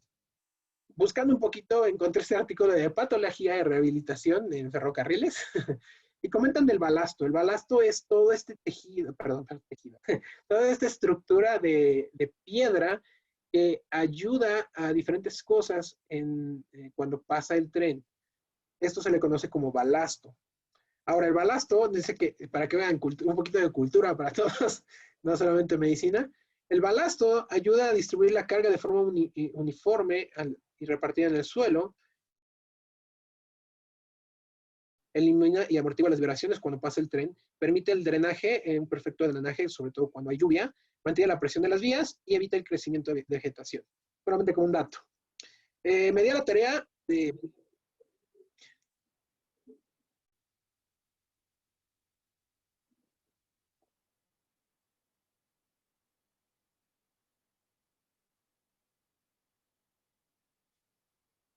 Estuve buscando en muchos lados, fui incluso a otro lugar.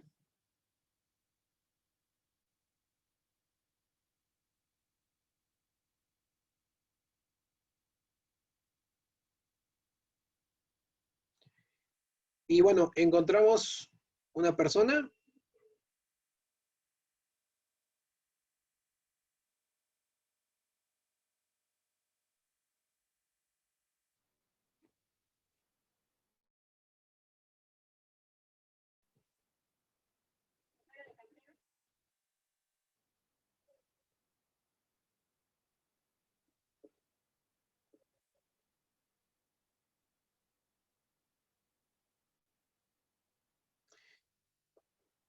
Pues no habíamos encontrado de dónde venía esa estructura, ese cuerpo extraño, hasta que puse a investigar un poquito más y encontré, bueno, entonces, ¿de dónde viene esa piedra? Si alguien sabe, que me diga, pero bueno, yo estuve investigando y son de este tipo de piedras. De hecho, son piedras volcánicas que se utilizan generalmente para hacer joyas. Si alguien quiere, de hecho, ahorita no están disponibles en Amazon, pero pueden conseguirlas para hacer algunos tipos de joya. Conclusión de esto, nuestros pacientes nos permiten aprender algo nuevo. Gracias a este paciente, ustedes aprendieron qué es el balasto. Yo aprendí que era el balasto. Pude ir al Museo de Ferrocarriles. Cada paciente nos enseña algo, no solamente en el ámbito, pues claro, vamos a decirlo así, sino también en lo médico. Entonces eso hay que tenerlo bastante en cuenta. Sé que hay poco tiempo, no sé si nos da tiempo del último caso, alguno de los organizadores. ¿Alguna duda, algún comentario hasta ahorita? ¿O seguimos con el último caso? Bueno, les voy a comentar el último caso. La doctora comenta que la doctora Rossi tuvieron un caso similar en el Hospital Veterinario de Especialidades de la UNAM. En ese momento había fluoroscopía, me tocó ver el equipo de fluoroscopía ya no funcionando, por un equipo gigantesco. Y se veía como una canica cambio de posición, claro, sí, sí. Eso debe haber sido muy, muy interesante de ver. Muchas gracias, doctora Rossi, por el comentario. Por último caso, les voy a presentar a este paciente. Es un canino Schnauzer de 6 años, hembra. Nuestra paciente llegó con nosotros por vómitos, la historia. Vacunación y desparasitación completa. 11 días antes de llegar con nosotros, la llevó con un médico veterinario que le comentó tenía una cojeaba del miembro torácico derecho. Le dieron tratamiento con AINES, no observaron mejoría y le tomaron una radiografía de miembros torácicos. Se le diagnostica una fisura del dedo del miembro torácico izquierdo, el contralateral a la claudicación, y se le inyecta dexametasona. En la noche el paciente inicia con vómitos hasta llegar a ser 18 y se da tratamiento con metoclopramida y ayuno. Desde entonces la notan deprimida, duerme mucho, casi no come y vomita. Y a veces se queja. Este fue nuestro paciente en el momento de la revisión, un paciente deprimido. Y cuando palpábamos el abdomen, se palpaba una estructura redondeada, dolorosa en el abdomen medio. El examen ortopédico sin alteración, casi estábamos dando una claudicación grado 1 del miembro pélvico derecho. Y al examen neurológico observábamos casi ninguna alteración. El movimiento del cuello tampoco. Tenemos esta escala. Y observamos que el miembro torácico derecho y el izquierdo, bueno, como comentan muchos autores, es difícil la revisión, pero podríamos ver que estaban ligeramente disminuidos los reflejos, una hiporreflexia normal, es bastante difícil los miembros torácicos. En miembros pélvicos estaban aumentados, se asoció al estrés del paciente. Las radiografías del médico veterinario externo, la proyección medio-lateral y las cráneo-caudales. Les mandaron este estudio también donde, aquí es donde se observa, bueno, ellos comentaban de la fisura que nosotros no la notamos. De hecho, era la contralateral a la claudicación. El plan en ese momento fue una ultrasonido de abdomen y pruebas de laboratorio completas, pero el paciente no venía en ayuno. Eso, el ultrasonido de abdomen, se observó que el estómago en algunas zonas tenía mayor a 5 milímetros, y se asoció a una gastroenteritis medicamentosa. La estructura dolorosa en el abdomen era colon, se hizo el aislamiento de la estructura, se colocó el transductor, se vio que eran heces. Se mandó a casa con omeprazol, tramadol, metoclopramida y simeticona. De estos casos que te quedas con la duda, dices, tienes un presentimiento de que por algo van a regresar. Y a una de mis compañeras les dije, ¿sabes qué? Una de mis colegas les dije, ¿sabes qué?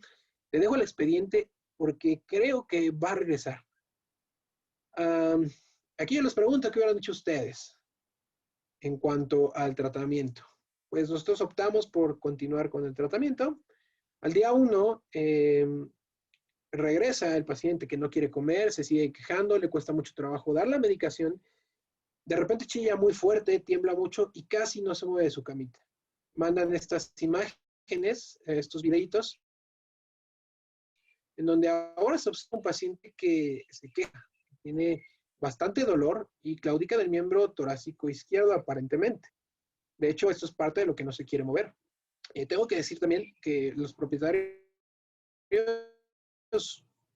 muy comprometidos a todas las indicaciones, nos comentaban cualquier cosa que pasaba. Podemos observar que hay una paciente que se queja bastante, tiene una molestia bastante severa. Al día 1, paciente deprimido, ligero dolor abdominal, se mantuvo como un paciente con gastritis medicamentosa. Se hospitaliza, se da medicación con estos tratamientos, se anexa pregabalina y pruebas de laboratorio. En la noche se realizaron, por lo tanto tenemos estas pruebas.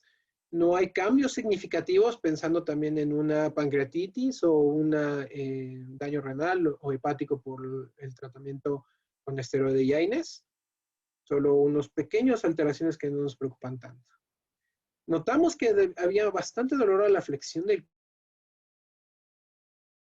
cuello. A la primera revisión le hicimos la revisión y no tenía ese dolor.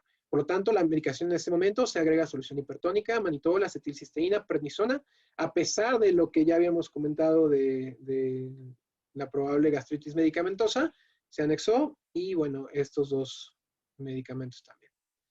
Al examen neurológico, observamos ahora que en los miembros torácicos en los reflejos están disminuidos y hiperreflexia ahora de los miembros pélvicos, lo cual asociamos que podría haber o tener una lesión cérvico-torácica. Se toma radiografías, el paciente de hecho no se movía, no recibimos la sedación, un problema porque de hecho en la primera parte de radiografías del TRAL menciona que todos los estudios de cuello y cabeza deben ser bajo anestesia general. La lateral izquierda, lateral derecha y BD, no observamos muchos cambios realmente. Se coloca un collarín porque el paciente presentaba mucho dolor y hubo una disminución ligera del dolor. Se programa la resonancia magnética. Al día 5 se realiza la resonancia magnética. Esta es parte de la resonancia magnética del paciente. Este es un corte dorsal. Podemos observar en nuestro T2, como hay, vamos a verlo por el video, bueno, hay una zona con inflamación, una estructura que vamos a ver un poquito más. Aquí vemos zona de inflamación y había aparentemente una estructura hipointensa en este lugar. Este es un corte sagital, igual de nuestro paciente. Es que corre el videíto. Y podemos observar aquí bastante claro esa inflamación. ¿Y lo vieron? Otra vez lo vamos a pasar. Y observamos esta estructura hipointensa entre C5 y C6. Este es un corte transverso, en donde vamos a empezar a correrlo. También es un T2, en donde podemos observar esa misma estructura que empieza a hacerse un poco más grande en algunas partes. Aquí se ve hiperintensa. Recordemos que hay cambiando un poquito según el flare, el T1, T2.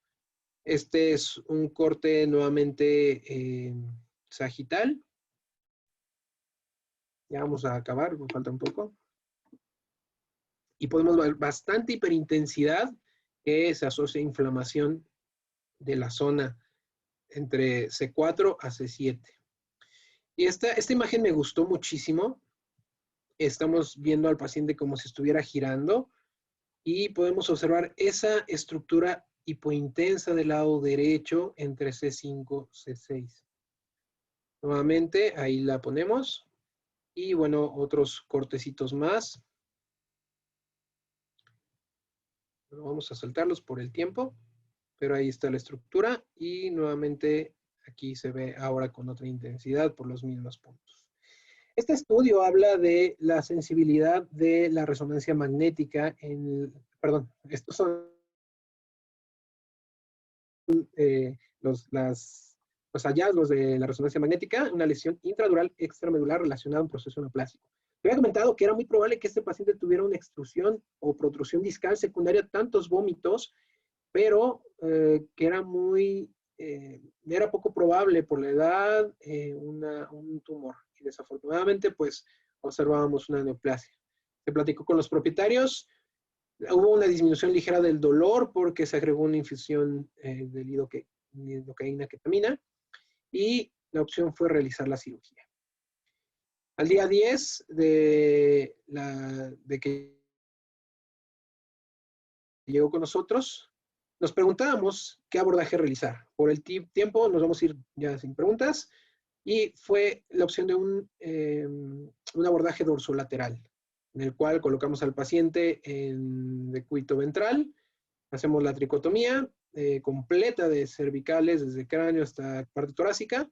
Bueno, nosotros colocamos un catéter para instilar una pequeña porción de azul de metileno esterilizado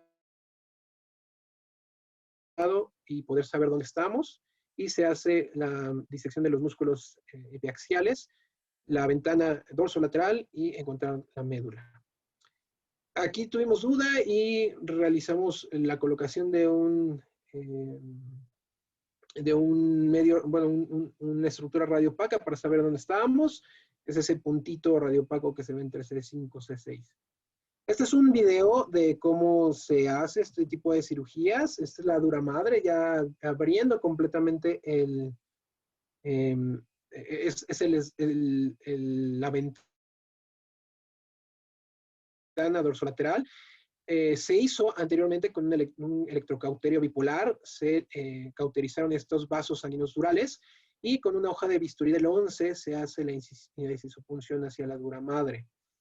Por algo no salió el videito ahí. Bueno, aquí se empieza a hacer la apertura de la dura madre para evitar traumas hacia la médula espinal. Va a haber una liberación del líquido cefalorraquídeo. Se colocan unos puntos de postes. Generalmente se hacen con seda de 4 a 6 ceros. Este es nuestro paciente, no me voy a detener mucho en los puntos. Aquí estamos viendo cómo se hizo, bueno, ya se realizó la incisopunción. Y tenemos unos postes en la dura madre. Cuando nosotros abrimos, hicimos la disección, se protruyó esta estructura, que de hecho era una estructura hemorrágica bastante grande, y empezamos a hacer el retiro de esa estructura.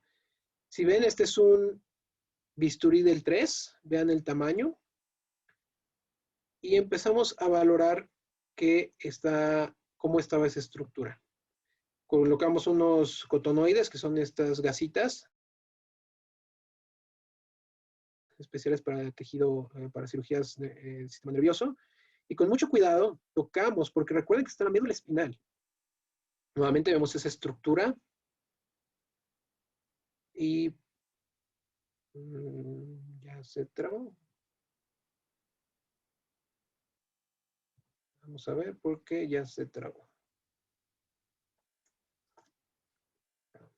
Ok. Voy a reanudar la presentación. Ok, veamos. Ok, estamos haciendo con hisopos también, tratar de retirar lo más que se pueda ese tejido, que de hecho estaba ligeramente adherido hacia la dura madre. No tuvimos mucho sangrado como esperábamos, de todas maneras utilizaron unas pinzas bipolares, tratando de tener el cuidado más posible en cada movimiento. No habíamos observado otra lesión hasta este lugar, este momento que estábamos haciendo la disección. Observamos nuevamente ese tejido hemorrágico. Esta es la utilización de las pinzas bipolares para poder retirar esa estructura lo más pegada a la dura madre. Que de hecho, viéndolo después, eso era parte de la vaina de que iba directamente de los nervios hacia el miembro torácico derecho.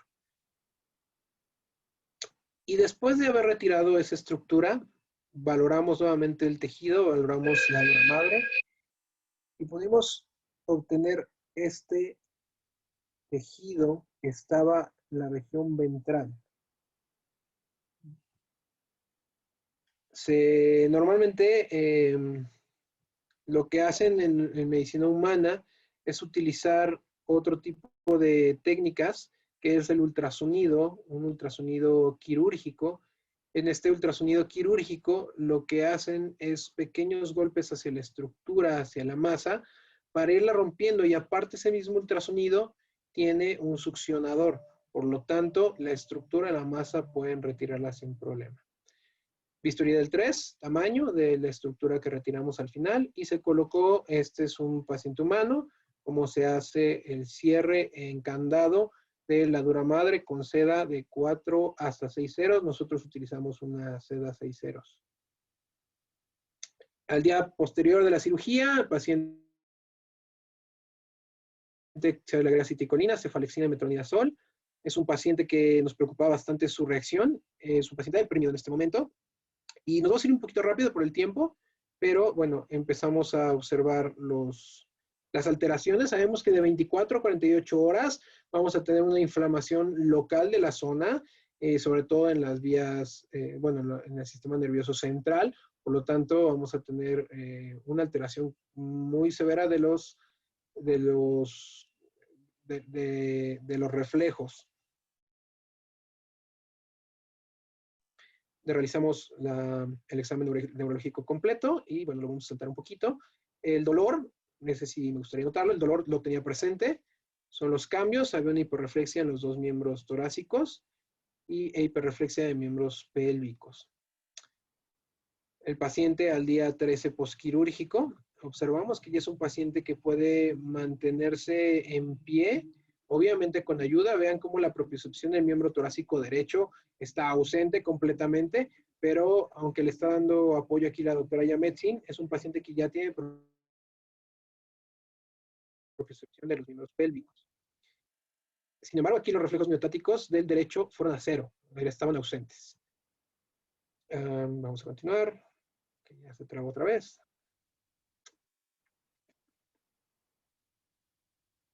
Al día 15 posquirúrgico, día 5 posquirúrgico, día 15 de haber llegado con nosotros. Es una paciente bastante alerta, que cuando tú agarras su patita, ya te la empieza a retirar. No manifiesta dolor, ya podía mover su cuello a todas direcciones y manifestar algún tipo de quejido. Es una paciente que ya tiene mayor fuerza en los miembros pélvicos, miembros torácicos todavía nos daba latita, y reflejos motores ya empezaban a verse presentes. Nuestra paciente, este video me gustó mucho porque es una paciente que al día 16 ya tiene una propiocepción bastante buena de miembros pélvicos y estamos hablando de un día 6 de cirugía. La doctora Miriam nos ayuda a colocarlo, los cambios que tuvimos, y al día 6 los propietarios le consiguieron esta pecherita para poder hacer la rehabilitación, de hecho, diaria del paciente. Queremos que caminara, empezaba a dar ya sus primeros pasitos con los propietarios. Vuelvo a repetir, propietarios como ellos, pues queremos siempre, pero bueno, sabíamos que teníamos un camino largo todavía. Nuestra paciente al día 17, que fue ya dada de alta en su casa, vamos a observar que es bastante juguetona. Le llamamos esta terapia de rehabilitación la terapia de Angry Birds, en donde ella juega con su pelota, juega completamente, se puede mover su cabecita sin problema, ella no se queja, y empieza a mover su patita izquierda, su miembro torácico izquierdo. El derecho no observamos mucho cambio y sabíamos que por el retiro de la vaina, de la afección, pues tendríamos lata. El día 19, 9 posquirúrgico, retiro de puntos. Se dieron cuenta que al ponerla así, ella misma se da la vuelta. Y exactamente, como dice la propietaria, le ayudan bastante para los movimientos. Vamos a la siguiente diapositiva. Ya son las últimas. Bueno, el tumorcito que nos llega a la histopatología fue un astrocitoma. Platicábamos con la doctora Ángeles Vázquez y ella sospechaba que podría ser un schwannoma, pero nosotros en ese momento pensamos en un astrocitoma que iba a ser un grado 1. Desafortunadamente, nuestro paciente fue un astrocitoma grado 4, un tumor de la glía grado 4. Y como dice este artículo en la clasificación en humanos, es de 5, grado 5, puede ser grado, bajo grado, medio grado o alto grado. Y desafortunadamente es un tumor que puede generar bastante problemas. Puede crecer, puede generar metástasis. Se comentó y aún así seguimos dándole todos los cuidados al paciente. Empezó a hacer hidroterapia, a comprar una tinita, sacrificados todos para irnos a la tina, y ahorita con este calor pues se nos antoja. Fue bastante bien el paciente el día 21, 11 posquirúrgico. Es una paciente que le dicen ráscate y se empieza a rascar ya con los miembros pélvicos. Y este es como el video que más nos sorprendió. Le pusieron un vendaje en su patita derecha y empezaron a hablarle. Ella empezó a caminar. Bueno, obviamente son movimientos muy bruscos para una cirugía de apenas 11 días y de cuello, pero podemos ver cómo la paciente hace todo el intento por poder caminar. Al día 24 empieza su acupuntura y empiezan las travesuras de esta nena. Empieza ya a caminar muchísimo mejor. La patita derecha sabíamos que iba a haber un cambio bastante malo, que probablemente esa ya no le iba a volver a apoyar. El propietario pues le está dando un poquito de apoyo y le estamos dando comida. Yo abracé ese día a esta nena y pasó algo curioso. La abracé, la cargué y cuando meto mi mano en mi bolsa, así mis filipinas, me doy cuenta que nuestra amiguita nos había dejado un regalo. Había defecado y había defecado en mi bolsa. Tuve que cambiar mi filipina. Desafortunadamente el día 27 nuestra paciente empezó con malestar. Empezó a quejarse muy leve, sobre todo cuando hacemos un movimiento de cuello hacia ventral y un poquito hacia una hiperextensión. Pero bueno, ya no tenían analgésicos en este momento. Por lo tanto, bueno, continuamos nuevamente con la medicación. Al día 33 23, de día 33, 23 postquirúrgico, la paciente empieza a... Fue radical, de un domingo para lunes se empezó a sentir muy mal, estuvo muy activa ese domingo y al día siguiente empezó con varios problemas, los reflejos, la sensibilidad, los movimientos empezaron a perderse, ya empezó a sentirse muy mal y pues dejamos descansar a esta nena, de hecho hace 4 días. Los tumores intrarraquídeos es cómo diferenciarlos. Los tumores pueden ser intramedulares dentro de la médula, extramedulares, es decir, fuera de la médula, y extradurales, fuera de la dura madre. Esta imagen menciona cómo pueden ser, se las paso si gustan para ya no tomar más tiempo. Y en este artículo comentan la evaluación que tiene, la sensibilidad que tiene la resonancia magnética para detectar tumores, neoplasias, daños vasculares e inflamación. Acordándonos que la sensibilidad es los verdaderos positivos. La especificidad nos habla de los negativos y la sensibilidad de los positivos. Se vio que como ellos esperaban, la sensibilidad en el diagnóstico de neoplasias es bastante alto para la resonancia magnética, pero la detección de neoplasias intramedulares, la sensibilidad es un poco menor. Sus conclusiones pues son el 97.6% de sensibilidad para determinar tumores y disminuye un poco para los procesos de mielopatía degenerativa. Conclusiones de nuestro paciente. Somos un equipo médico, los cirujanos, los médicos internistas, anestesia, los médicos de la noche, todos somos un equipo que juntos con el paciente, que el paciente nos ayude a que pueda tener su medicación, que se mantenga quieto, que es bastante difícil, y el propietario como tal, todo lo que pueda hacer el propietario, todas las rehabilitaciones, toda la medicación, somos un equipo el cual puede llegar a tener un buen éxito, un buen pronóstico en cada uno de los pacientes. Es algo que no debemos olvidar. Y finalmente, pues agradecer a todo el equipo médico del Hospital Veterinario de Puebla. Como mencionábamos, somos un equipo, somos parte de un grupo que tratamos de ayudar a cada uno de nuestros pacientes. Todos ponen parte de su granito de arena. Puede ser mucho, puede ser poco. Y también agradecer a los propietarios. No los pude incluir porque no tengo todas las fotos de los casos que tomamos, pero una parte importante para el éxito son ellos. Y pues bueno, parte de otros médicos que nos apoyaron, que no fueron directamente del hospital, la doctora Ángeles, el doctor Abel, el doctor Felipe y el doctor José Miguel, que nos prestaron los instrumentos porque parte de nuestro instrumental de electrocirugía no funcionó. Y bueno, les agradezco mucho por el tiempo, espero que sea un poco de conocimiento que podamos impartir, porque como mencionamos, somos un equipo y pues nuevamente gracias por escuchar.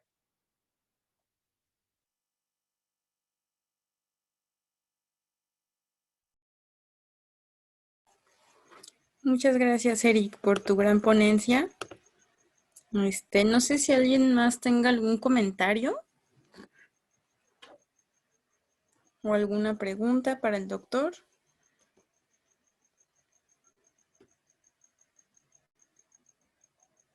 Creo que no. Pues, bueno, nada, te felicitan y muy buenos casos. La verdad es que sí son casos muy interesantes y completos. Muchas gracias, Eric, por compartirnos estos casos. Y bueno, pues si ya nadie tiene algún comentario o alguna otra pregunta, no me queda más que agradecer al doctor Eric por su participación esta noche con nosotros en Aquapad. Y en nombre del doctor Rubén López, pues también te agradezco, ¿no? Tu tiempo y bueno, es muy grato saber que tienes amplia experiencia en esta área. Gracias a ustedes y gracias por los comentarios. Mucha gente que tenía mucho que no veía y gente nueva, pues doctores, muchas gracias por los comentarios. Espero que les sirva esto. Bueno, pues muchísimas gracias nuevamente y también a todos por participar esta noche. Y bueno, a pesar de los problemas técnicos, realmente valió la pena esta presentación. Muchas gracias a todos y buenas noches. Luego.